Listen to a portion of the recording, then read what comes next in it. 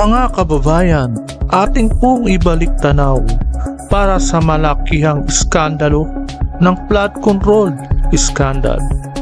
Nagsimula ang lahat ng ito nang i-anunsyo ng Pangulong Marcos sa kanyang SONA. Mula noong 2024, sunod-sunod ang mga aligasyon ng katiwalian, maling pamamahala at irregulardad sa mga proyekto ng pamahalaan na pinopondohan para sa pamamahala ng baha sa Pilipinas sa ilalim ng administrasyon ni Pangulong Bongbong Marcos.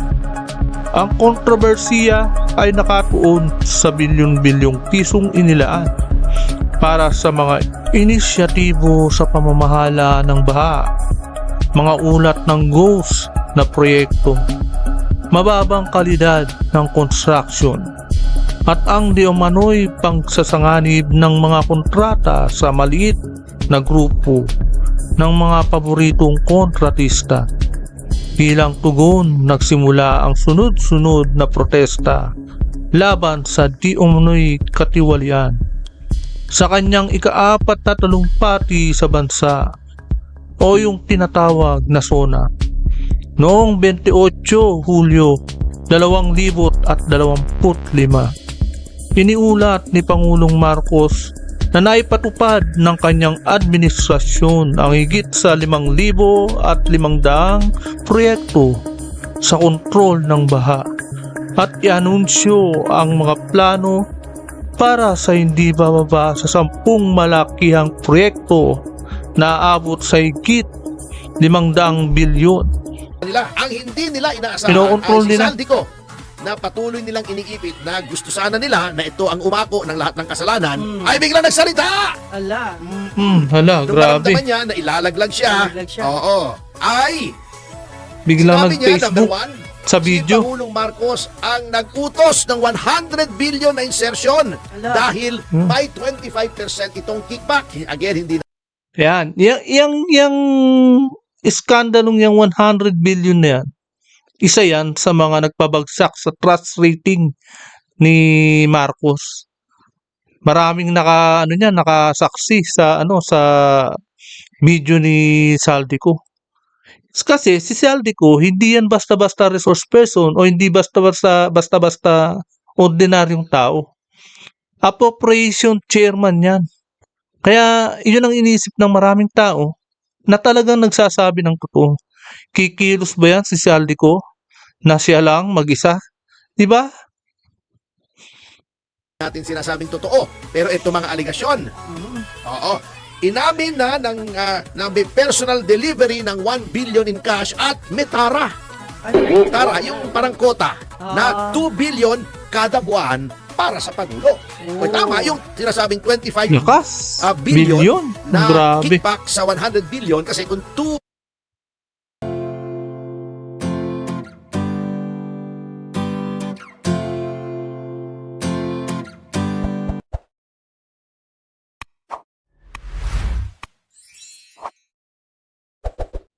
Ayun mga kababayan, mga Kapads Press, balik tanaw lang po tayo sa nangyari na flood control scam noong nagdaang taon. Kaya grabe pong nangyari noon, no? Putok na putok sa social media ang nangyari sa flood control. Kauliwat kanan sa social media. Sumama na rin ang mainstream media sa mga talagang latest na scandal na to. Grabe naman kasi ang nangyari sa nakaraang taon. Basta huwag lang natin makalimutan ang mga buhayang nagkamal ng limpak-limpak na salapi nitong nakaraang taon. Kumbaga bilyon-bilyon po ang nawala. Pero pag isusumara total po natin trilyon na po ang nawawala. Kaya nga utang tayo ng utang dagdag ng trilyon kada taon. Diyan siya nadali ni Guanzon si Marcos Jr. Dahil taon-taon napapansin natin utang ng utang, padagdag ng patagdag, lumalaki, trilyon ang nadadagdag. 'Di ba? Pero mga kababayan, itong 2026 Budget General Appropriation.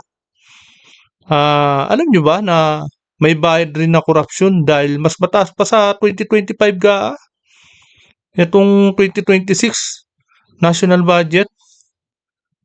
Kasi nakakapagtaka, nagbawas na sila sa DPWH at napunta na sa edukasyon, agriculture at pangkalusugan.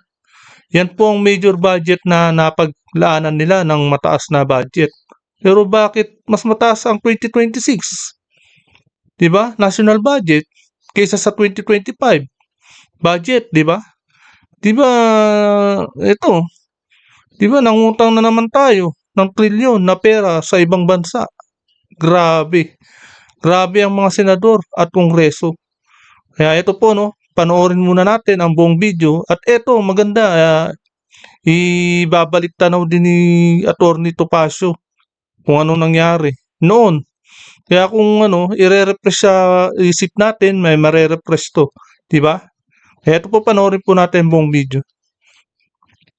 At tingnan natin yung analysis, napakagandang analysis ito na inilatag ng ating kaibigan dating secretary, yan, dating congressman, walang iba kundi ang poging-poging si Mike Defensor. Oh, Yan, oo. Yan. Kasi sabi niya sa kanyang Facebook post na eto napakaganda, walang politika to, very objective ito na analysis sa mga events that transpired doon sa flood control, yung tinatawag na floodgate flood control scandal. Ayan. Oo, sapagkat sabi kasi niya noong sasabog na yan, parang inunahan na ni Pangulong Marcos at sinabing mahiya naman kayo. Ayo.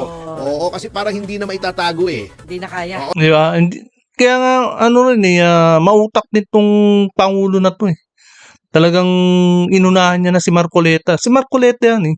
Di ba? Nasabi ko na nga sa inyo na nagbabala na si Marcoleta. Mainit na mainit sa kanya yan. Noon pa, kumakandidato pa lang si Marcoleta. Mainit na sa kanya. Hindi na kaya. So, pinangunahan niya at dahil nauna siya, alam niyo sa PR ganyan yan eh. Pag nauna ka, Kanya sasabihin, yung credit. oh, hindi, not only kanya yung credit, ikaw ang magkocontrol ng narrative. So, he tried to control the narrative. Yun lang. Oo, ang sinabi niya, bilyon-bilyong pisong nawala sa flood control, mahiya naman kayo, at ang pinalalabas nila, ang mastermind ay si Zaldico. Ayun. At ang pagpapahayag ng Pangulo na mahiya naman kayo at pag-iimbestiga ay gusto nilang palabasin na ang pamahalaan ay naglilinis ng bakuran. They're cleaning their own mess. Opo. Ang nangyari naman ay mabigat. Meron silang hindi na control. Unang-una, si Marcoleta, ang naging chairman ng Blue Ribbon Committee. Kaya nung medyo lumilihis na sa storya, ay tinanggal naman nila si Marcoleta. Ipinalit ay isang tao nila, si Ping Lacson, na Mukhang talagang pinag-aralan nila ng advance, di ba? Masyado silang advance mag-isip. Talagang planadong-planado yung script nila, yung naratibo nila. Planadong-planado talaga. Talagang sindikato. Hindi lang, kumbaga ito si The Junior, The Marcos, parang puppet na lang to eh. Kumbaga may nagpapagalaw talaga. Malaking tao. Hindi rin eh. Grupo yan eh. Kumbaga si Romualdez eh.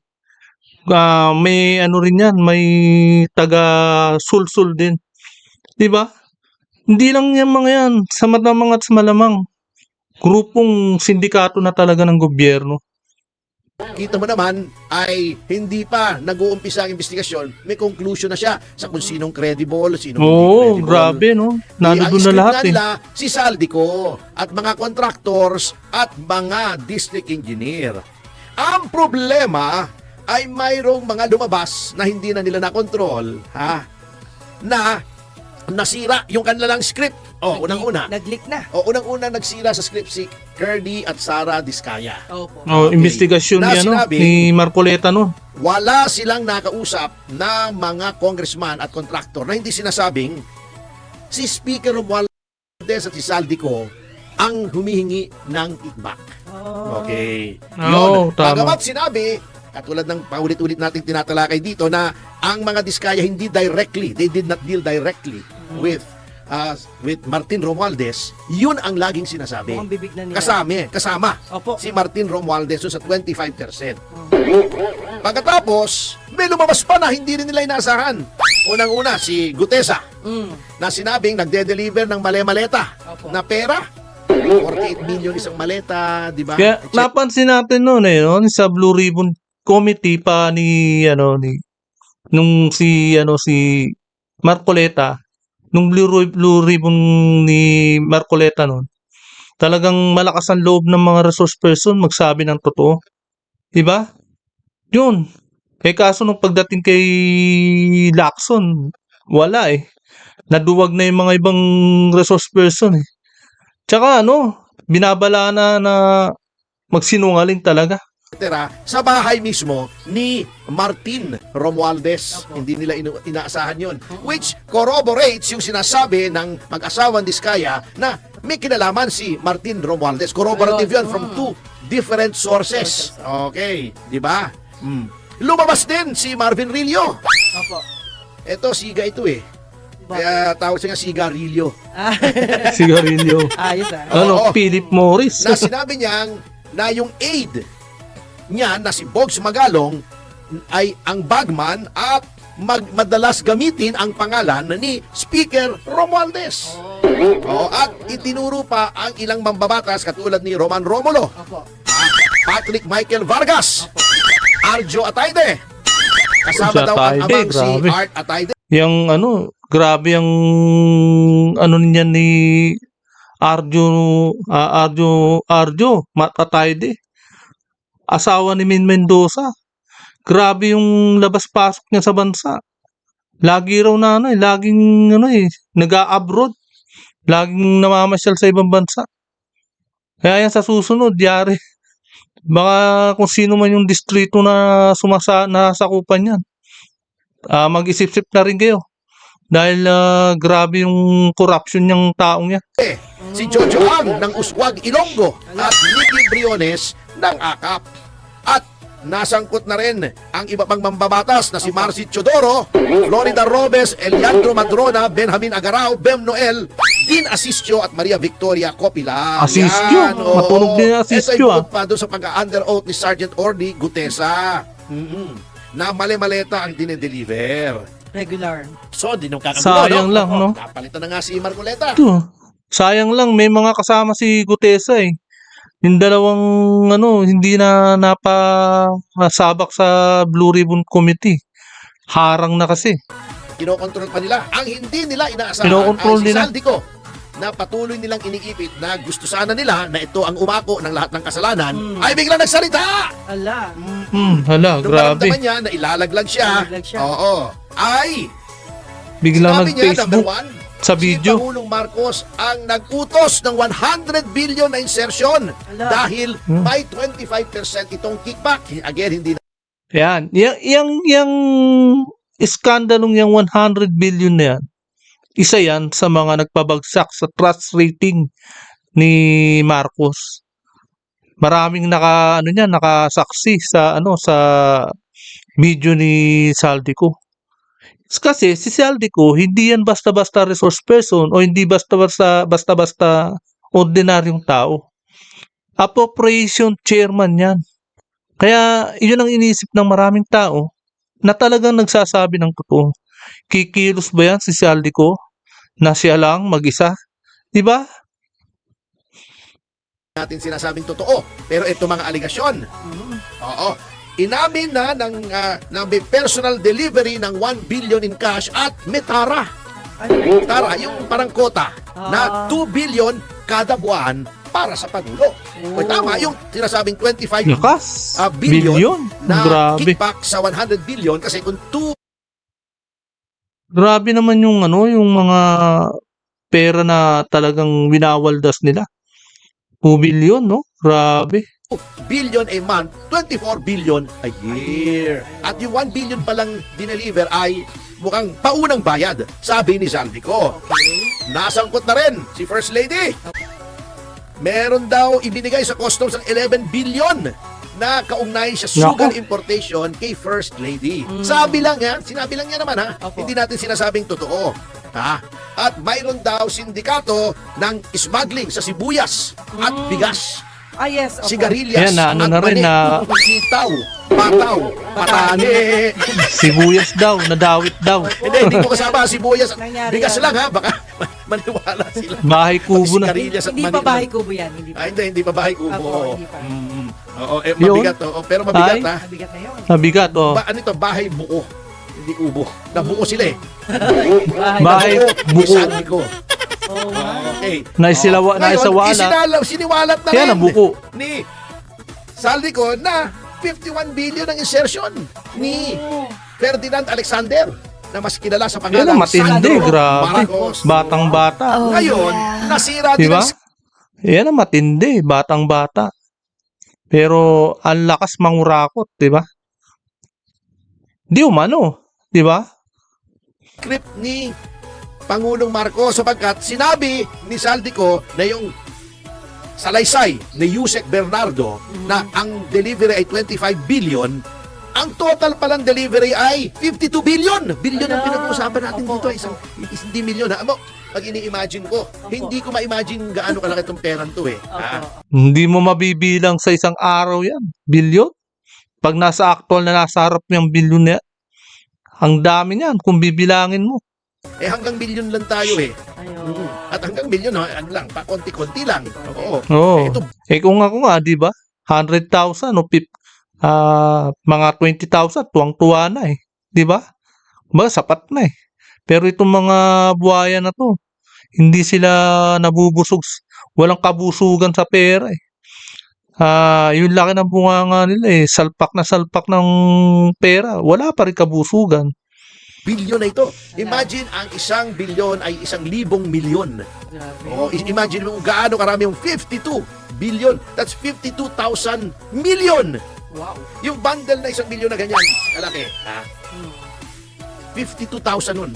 Grabe. 52,000 nun. Ganong karaming kwarta. Bilang yan. Oh. Kasi, ang script ng administrasyon ay si Saldico ang mastermind. Ang mga kabo, kumbaga sa wedding, yung mga enforcer ay si Yusek Bobby Bernardo. Oo, si Yusek Cathy Cabral. At ito pa ang mabigat sa ginagawa ng administrasyon para malihis kay Yung mga yung nabanggit niya, no, ni Topacio, Attorney Topacio, mga didis pa lang yan. Kaya nagtataka tayo, January 1 na, wala pa ring mastermind na kukulong o mga congressman o kaya mga senador. Pangulong Marcos, kay Ferdinand Martin Romualdez, kay Sandro Marcos, at saka kay First Lady, yung mga alam nila. Kasi nagpe-prepare na yan eh. Obvious naman eh. Kasi nakikita naman natin yung sinisiwalat ni Representative Leviste na yun ang panunuhol, na inumpisahan na tig 2 milyon. Pasko pa lamang yun ha. Tig 2 million. Dalaw to Ay 2 para sa million, no? impeachment yan. Laki. At para yung impeachment ay Umusad. maging liamado sila pagdating sa Senado kasi sigurado na yan eh. Opo. Sa Diyan tayo delikado. Kapag yung impeachment na yan nagtagumpay, delikado na tayo. Dire-diretso na yung pagnanakaw ng pera ng kaban ng bayan. Ngayon nga, wala silang takot, di ba? Dire-diretso ang pagkamal ng bilyon-bilyon na pera. Pagka once na nawala na si Inday Sara at na-impeach, delikado tayo. Maghihirap tayong mga taong bayan at maghahari ang mga kongreso. Kongreso. Marami dyan, may mukhang pera eh. Sa Kongreso. Ang mga tinarget naman nila, kita mo yung alam nila na anti-impeachment. Si Chis Escudero, si Jinggoy. At dinawit pa nila yung mga iba para hindi halata. Si Pong Revilla, si Nancy Binay, pati Kunyari, si Grace Po. Di ba? Oo, mga Oo. kaalyado. Ayun, pinalabas din nila si Henry Dinawit Alcantara. Oo. Na nagsole ng 181 million. Kasi Binibili. ito no, yung kunyari lang na dinawit nila si Revilla, Binay, Grace po ng mga kaalyado para masabi lang na independent daw sila para patas. Kaya dinawit nila yung mga yun. Pero asa na sila, di ba? nakakasuhan pero hindi nakukulong. Grabe. Ang witness protection, kaya hindi walang restitution eh. Ang witness protection, kasi nga, lalabas dyan, unang-una, mabibili mo yung protection mo. Number 2, source of corruption yan eh, negotiation yan eh. Okay. O, nasa WPP na tong si Henry Alcantara. O, lahat ng, sabihin mo, ituro mo yan, ituturo niyan, siyempre. O, Under na siya. kasama pa, Sunod-sunuran. ito yung mga maliliit na isda na kayang-kaya nilang kontrolin. Si Bryce Yan, Hernandez. O, di ba? Maliit na isda rin yan. Si Bryce Hernandez, maliit na isda rin yan. Mga didis, kagaya nila Bernardo, Alcantara. Mga didis lang yan. Grabe. Meron daw mga conversations with Joel Villanueva and Jinggoy Estrada. Ito, nagsoli rin ng Lamborghini at GMC. Hindi ko maalaman, kaya ngayon restitution, yan ay may problema yan. Problematic talaga yan. Oo, eto pa. Yung mga maliliit na kaya nilang kontrolin, kaya nilang takutin. Si Engineer JP Mendoza. Oo. Yun ang script ng Malacanang. Ang script nila, ipakulong si Saldico, di ba? Yun ang unang-unang winarant eh. Wala pa namang nai-issue ng warrant na kongresista o dating kongresista, kundi si Saldico. Saldico pa lang. Yung nagtimbog sa kanila, nag-booking sa kanila, yung whistleblower, yun pang unang-una nila. Oo, yan. Ikulong si Saldico at gawing isang fugitive Fugitive. para makontrol din nila kung sakasakali. Oo. Ang bilis ng ano nila, ang bilis ng pag-cancel na ng pasaporte. Dahil si Saldico, nung nagsalita, nung hindi pa nagsasalita si Saldico, talagang patay mali siya, ang bagal. Hindi man lang kinakancel yung pasaporte. Aba, nung magsalita na, doon na sila bumilis ang action. Pina-cancel na nila agad yung pasaporte at yun, fugitive na ang tinuturing nila. 'Di ba? Ganyan talaga kawalang hiya yung mga gobyerno ngayon. Kung mga diskaya, hindi tinanggap sa witness protection. Si Gutesa, sinisiraan. Pati si Levisne ngayon, sinisiraan lahat ng naglabas ng ebidensya na nagtuturo sa Malacanang at sa First Lady at kay Martin Romualdez at kay Sandro Marcos. Sinisiraan nila at gagawin nila yung mga kontrolado nila, ng mga natatakot nila, na-intimidate nila mga witnesses katulad nila Hernandez, Bernardo, etc. Ayun nga, pinatay na nga namatay na si Jose Cabral. Di malaman kung nagpakamatay, pinatay, di ba? Ngayon, gitna ng lahat ng yan, mukhang tuloy-tuloy ang impeachment eh. Kasi yun nga ang sinasabi ni Representative Leviste na 10 billion ang itinaas si MOOE. Ano yun, di ba? Maliwanag ng panuhol yun eh. Di ba? Oh my God. Maliwanag. Hindi nga 10 billion eh. Ang pagkakasabi ni Leviste, 18 billion, di ba? Yun nga ang nangyari. Tapos 2 million bonus. Di malinaw na kawalang hiyaan talaga ang Kongreso. Mga buhaya talaga, di ba? Maintenance, operating, and other expenses. Bawat congressman meron yan. Di ba? Pambayad ng mga consultants. Madaling kalikutin yan eh. Internal pa lang yan ha. Puwera pa yung mga insertions na hanggang ngayon may insertions na, di ba? Tinalakay na natin yan. Mahirap eh. At kita naman natin, hindi lamang ang administrasyon but the supposedly independent na ICI, ganyan din patungo.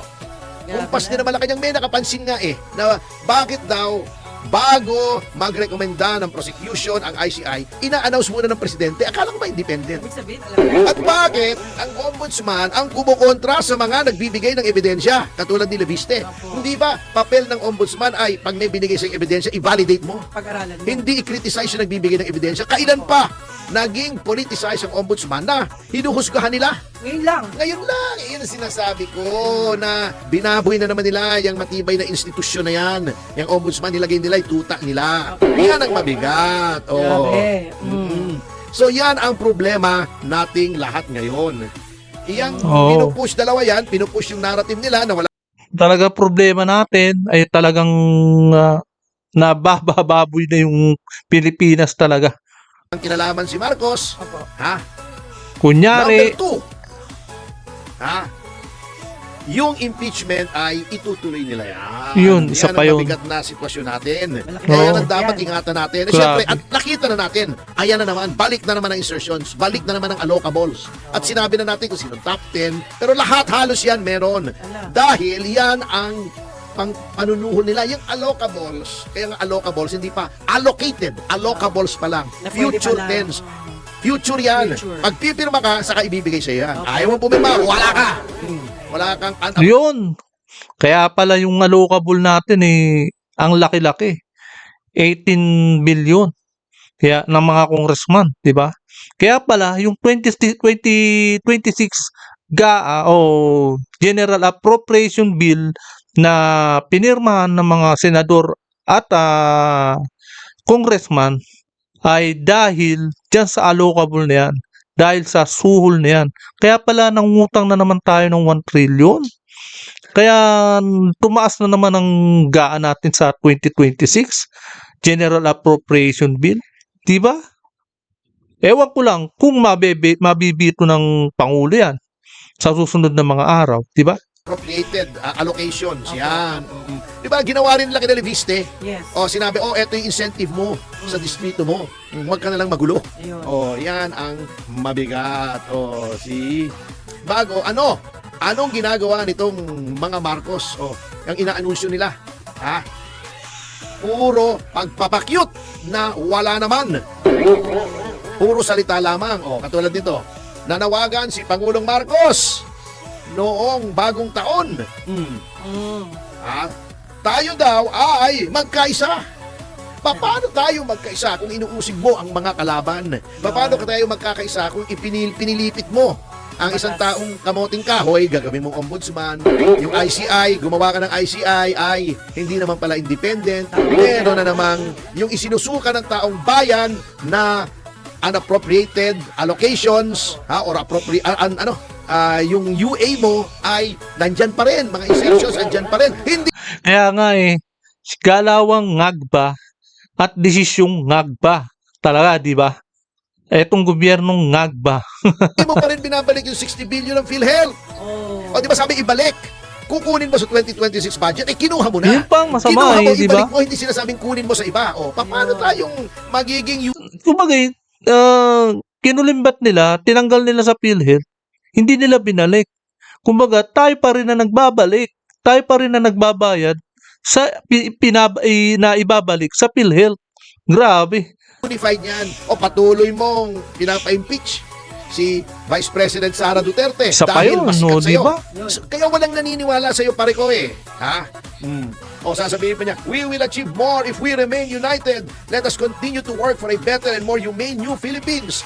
Anong you're working for a better or more humane Philippines? Or working for more kurakot para sa mga kaalyado mo? Walang Mga anong sinabi niya yun hindi siya nakapulburon, di ba? Kasi ganun yung mga ngagba pagka hindi nakapagpulburon hindi nagpa-function ng utak. Siguro ganun na nangyari. Hindi nag-function ng utak niya habang sinasabi niya yun. maniniwala sa'yo dyan, BS yan. Magdisiplina daw. Disiplina wala nga kayong fiscal discipline. Ayan naman yung mga insertion mo. Paano magkakaroon ng shared commitment to progress na sinasabi mo? Hindi nga tayo asenso, puro nakaw ang ginagawa ninyo. Anong achievements? Yun puro ghost project achievement ba yun? Nanteting naman puro puro salita. Di ba? Kaya walang naniniwala. Yes. Bago sasabihin pa nitong nuclear bomb. Nuclear bomb. Hoy! Naloko talaga to si Attorney Topacio. Kung ano yung pinagsasabi kay nuclear bomb Talagang pagka pumutok ang bomba puro kasinungalingan lumalabas sa pulbura Ang presidente hindi bumiyahe, nagtatrabaho. May utang na loob namin yun. Di ba kaya nga natin siya sinisweldohan para magtrabaho? Utang na loob natin, hindi daw bumiyahe ang presidente. Nagtrabaho daw. Trabaho lang. Abay, dapat lang. Ikaw ang presidente. Tignan mo yung budget na puro insertions. Palagay ko naman. Tignan natin kung may ibibito siya. Dati, sa trillion-trillion. dyan. Kailangan matingnan natin kung may ibibito nga siya sa General Appropriation Bill ng senador at congressman. Diba? Kaya nga naging presidente ka dyan. Kung bagay, kami yung nasa taas, ikaw ang nasa baba. Diba? Ikaw ang naglilingkod sa bayan. Diba? Pinito siyang 24 billion. Binawasan. Hindi ko ang boss. A drop in the bucket. O, ngayon, tingnan natin kung bibibito siya. Tingnan natin kung talagang binasa niya. Tingnan natin kung yung mga insertions itatanggalin niya sa mga kaalyado niya. O, ay nako. Tayo yung pinagmumula pa. Kaya walang naniniwala sa inyo. You are insulting our intelligence. Na, binigyan din pa na, hindi pumunta sa Baguio ang Pangulo. Eh, kapal mo naman, naghihirap ang taong bayan, pupunta ka pang Baguio. Masyal ka pa. Nagtatrabaho daw, dapat lang. Opo. Utang na loob natin sa bagay. Ano ba naman, di ba? Masyado naman tayong umaasa, di ba? Hinalal na nga natin presidente, gusto natin magtrabaho pa. Naman tayo, no? Ayan po, no? Hanggang dito na lamang po. Medyo talagang nagbalik tanaw tayo kay Topacio. Kaya hanggang dito na lamang po. At kung hindi ka pa nakapag-subscribe, please subscribe my channel para lagi kang updated sa bawat upload ko. Maraming salamat po.